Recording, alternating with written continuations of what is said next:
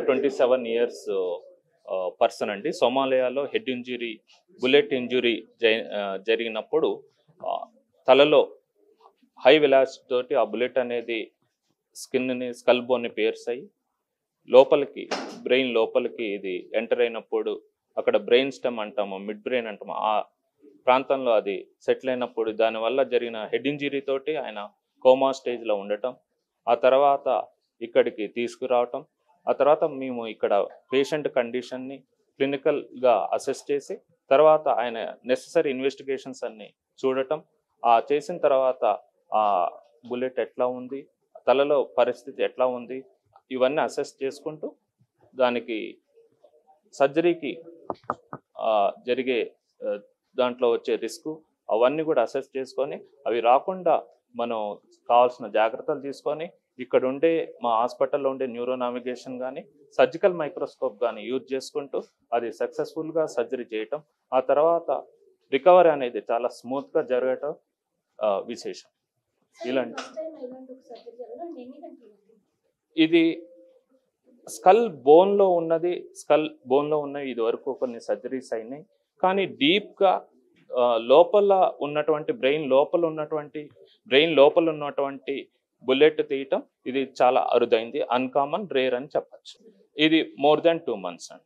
ఇంకా mostly 2 weeks to 4 weeks టైంలో recover అయ్యే అవకాశాలు ఉంటాయి. ఆపరేషన్ తర్వాత he showed significant recovery.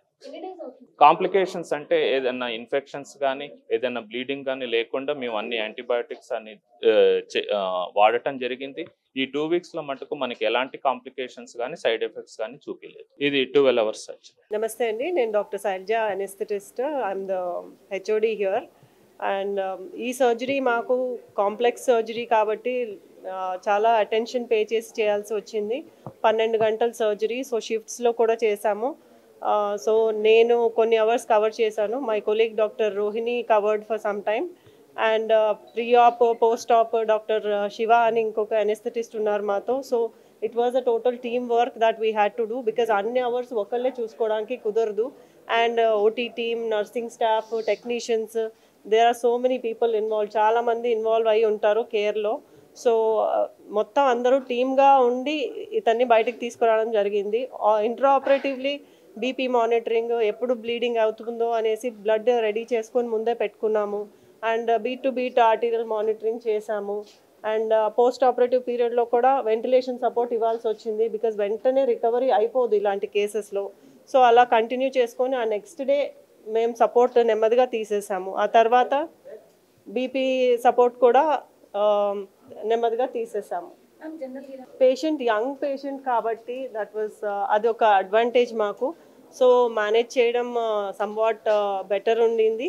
And మాకు కంటెంట్ ఎంత ఇవ్వాలి, డోసేజ్ అవన్నీ మాకు పర్టికులర్ ఉంటాయి. సో ఏ డ్రగ్ ఇవ్వాలి, ఏ టైంలో ఇవ్వాలి, ఎంత ఇవ్వాలి, ఇవన్నీ we have studied for a long time, almost 3 years course చేసి ఆ తర్వాత సో మెనీ ఇయర్స్ ఆఫ్ ఎక్స్పీరియన్స్తో we know what to do, ఏం చేయాలి అనేది క్లారిటీ ఉంటుంది.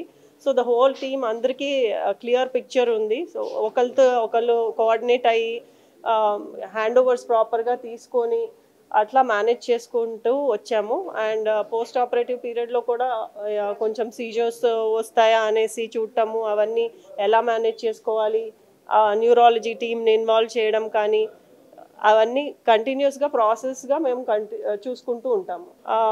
ఇది బ్రెయిన్ స్టెమ్ దగ్గర ఉండే బుల్లెట్ ఇంజురీది అయితే ఎప్పుడు చూడలేదు, చేయలేదు. This is the first time.